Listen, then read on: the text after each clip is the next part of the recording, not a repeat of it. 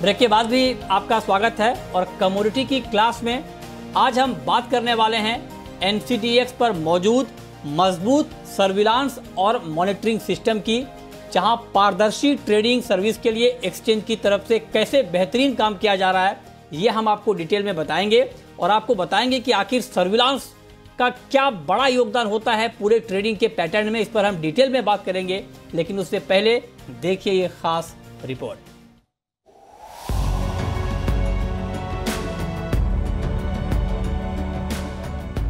देश के सबसे बड़े agree commodity exchange NCDEX agri market के लिए बेहतर प्राइस डिस्कवरी और रिस्क मैनेजमेंट की तमाम सुविधाएं देने के साथ ऑनलाइन ट्रेडिंग प्लेटफॉर्म भी मुहैया कराता है। एक्सचेंज बेहद पेशेवर अंदाज में संचालित होने के साथ मजबूत टेक्नोलॉजी और फिजिकल इंफ्रास्ट्रक्चर जैसी वेयरहाउस की सुविधा पूरे देश में प्रदान करता है। एक्सचेंज की इस पहल से कमोडिटी की फिजिकल डिलीवरी काफी सुचारू रूप से हो पाती है। एनसीडीएक्स का मकसद हर मार्केट पार्टिसिपेंट्स को प्राइस डिस्कवरी के लिए ऐसा प्लेटफॉर्म देना है ताकि किसी तरह की कोई गड़बड़ी पूरे वैल्यू चेन में ना हो। एक्सचेंज प्लेटफॉर्म पर ट्रेडिंग की निगरानी के लिए एक मजबूत सिस्टम मौजूद है ताकि तय नियमों को ध्यान में रखते हुए किसी तरह की कोई गड़बड़ ना हो। एक्सचेंज के पास एक ऐसा मजबूत सिस्टम है जिससे सारे लेन देन की जानकारी को प्रोसेस करने में मदद मिलती है, साथ ही समय रहते अलर्ट भी करती है।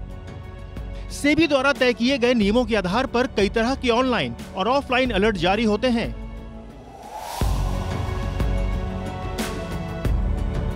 इन नियमों की अनदेखी ना हो, इसके लिए मजबूत सिस्टम बनाए गए हैं और गड़बड़ी होने पर गलत प्रतिभागियों के खिलाफ कार्रवाई शुरू की जाती है।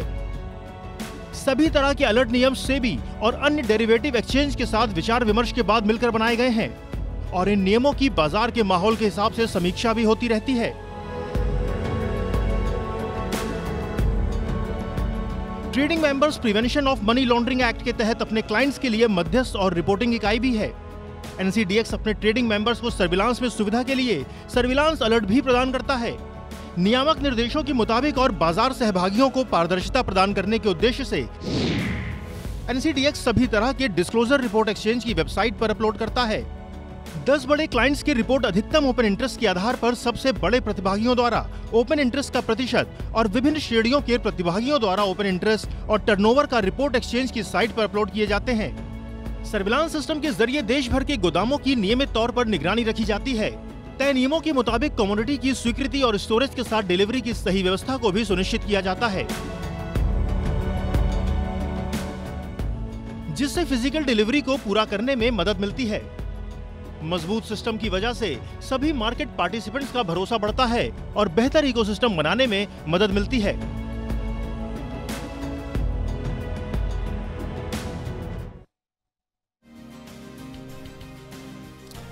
और इस पर डिटेल में बात करने के लिए आज हमारे साथ एक खास मेहमान जुड़े हैं। हमारे साथ हैं सर्विलांस एंड इन्वेस्टिगेशन डिपार्टमेंट के ईवीपी एंड हेड एनसीडीएक्स के अविनाश मोहन जी। अविनाश जी, बहुत बहुत स्वागत है आपका इस खास सीरीज में। मेरा सबसे पहला सवाल ये होगा आपसे कि ये सर्विलांस का सिस्टम है क्या, इसको जरा आसान भाषा में आप समझाएं और इसका कितना बड़ा योगदान होता है पूरे ट्रेडिंग के पैटर्न में। नमस्ते Mrityunjay ji, thanks for having me on the show. तो सर्विलांस के बारे में मैं ये बताना चाहूँगा कि हर मार्केट के कुछ अलग अलग नियम होते हैं। कुछ नियम तो कॉमन होते हैं अक्रॉस मार्केट्स, जैसे एनएसई हुआ, बीएसई हुआ, एनसीडीएक्स हुआ, एमसीएक्स हुआ, सारे एक्सचेंजेस के कुछ कॉमन नियम रहते हैं जो रेगुलेटर बनाता है। फॉर एग्जांपल, हम ये देखते हैं हमेशा एक्सचेंज पे कोई आर्टिफिशियल वॉल्यूम ना हो, किस तरीके की प्राइस रिगिंग ना हो, ये चीज़ तो कॉमन होते हैं अक्रॉस एक्सचेंजेस। इसके सिवा कुछ ऐसे नियम बनाए जाते हैं जो हर एक्सचेंज और हर एक्सचेंज में जो कमोडिटीज ट्रेड होते हैं उसको मद्दे नजर रखते हुए बनाए जाते हैं। जैसे हमारे यहाँ ज्यादातर, आपको ध्यान होगा कि एनसीडीएक्स पे ज्यादातर तो एग्री कमोडिटीज ट्रेड होते हैं। अब एग्री कमोडिटीज का एक खासियत ये है कि ये साल में इसकी पैदावार एक ही बार होती है और साल भर इसका खपत होता है। तो इसको ध्यान में रखते हुए हर कमोडिटी का पोजीशन लिमिट तय किया जाता है। पूरे साल के लिए एक पोजीशन लिमिट होता है एक क्लाइंट के लिए।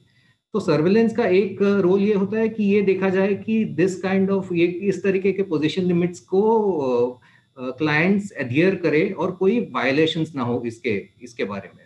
तो इस तरीके के 2 टाइप के रूल्स होते हैं, एक तो जो अक्रॉस मार्केट्स होते हैं और एक खास स्पेसिफिक एक्सचेंजेस के लिए, ये हर टाइप के रूल्स का पालन हुआ, ट्रेडिंग के मामले में पालन होना, ये सर्विलेंस डिपार्टमेंट का मेन ऑब्जेक्टिव है।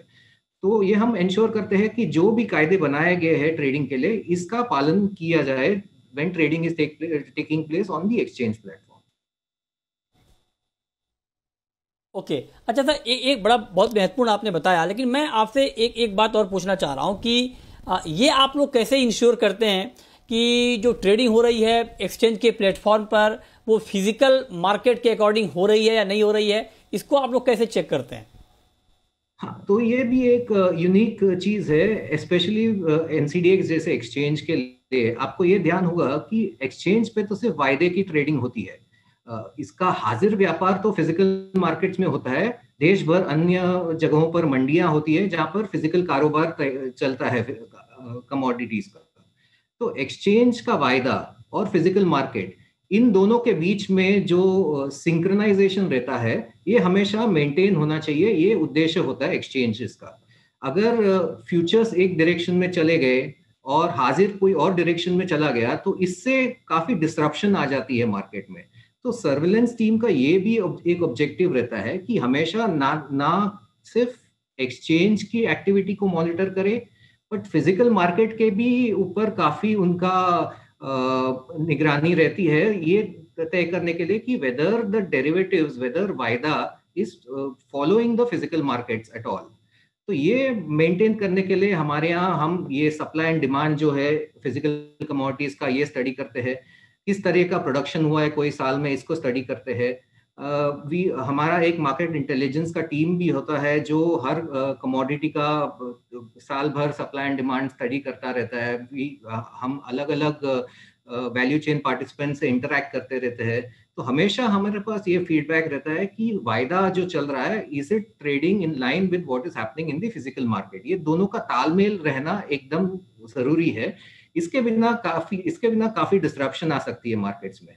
तो ये हमेशा एक्सचेंज और रेगुलेटर ये दोनों मिलके मॉनिटर करते रहते हैं कि फिजिकल मार्केट और फ्यूचर्स के बीच में तालमेल स्ट्रांग रहे। और ये तालमेल का एक सबसे स्ट्रांग लिंकेज जिसको हम कहेंगे, वो एक्चुअल फिजिकल डिलीवरी होती है। ये आपको ध्यान होगा कि ज्यादातर जो भी कमोडिटीज हमारे यहाँ ट्रेड करते हैं, हम फिजिकल डिलीवरी के थ्रू उसको सेटल करते हैं। तो फिजिकल डिलीवरी करने के लिए हमारे पास देश भर में वेयरहाउसेस है, एंड वेयरहाउसेस के थ्रू एक्चुअल फिजिकल डिलीवरी होती रहती है। तो ये इसका भी मॉनिटरिंग, हम सर्विलेंस का एक पार्ट ये भी होता है कि हम एक्चुअल फिजिकल डिलीवरी का भी मॉनिटरिंग कर पाए।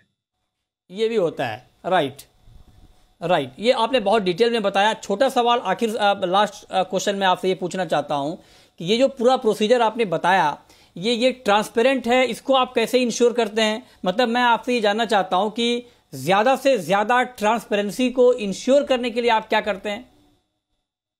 तो इसमें 2-3 चीज हम करते हैं ट्रांसपेरेंसी के माध्यम से। पहले तो हम जितना इंफॉर्मेशन हो सके मार्केट को रिवील करते हैं।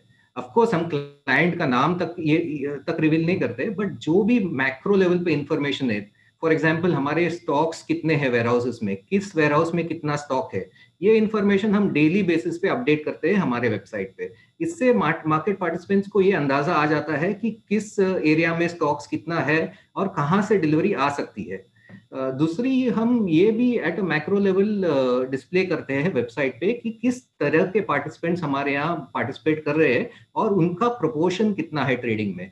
तो टॉप 10 क्लाइंट्स का contribution in the open interest, physical market participants का contribution in the open interest, hedgers का पार्टिसिपेशन ओपन इंटरेस्ट में, एफपीओस या फार्मर्स का कितना कंट्रीब्यूशन है ओपन इंटरेस्ट में। ये सारे जो इंफॉर्मेशन जो भी हम शेयर कर सकते हैं, वो हम डेली बेसिस पे वेबसाइट पे अपडेट करते रहते हैं। एंड जो भी जानकार है इस मार्केट के, ये इंफॉर्मेशन को एसिमुलेट करते हुए ट्रेड करते हैं हमारे मार्केट पे। इससे पीपल आर ज्यादा इन्फॉर्म्ड डिसीजन लेने बहुत ओके, ठीक है। ये आपने बहुत डिटेल में बताया, बहुत शुक्रिया अविनाश मोहन जी हमारे साथ जुड़ने के लिए और डिटेल में सर्विलांस सिस्टम को समझाने के लिए। तो फिलहाल इस खास शो में इतना ही। छोटा सा ब्रेक के बाद भी खबरें लगातार जारी हैं। नमस्कार।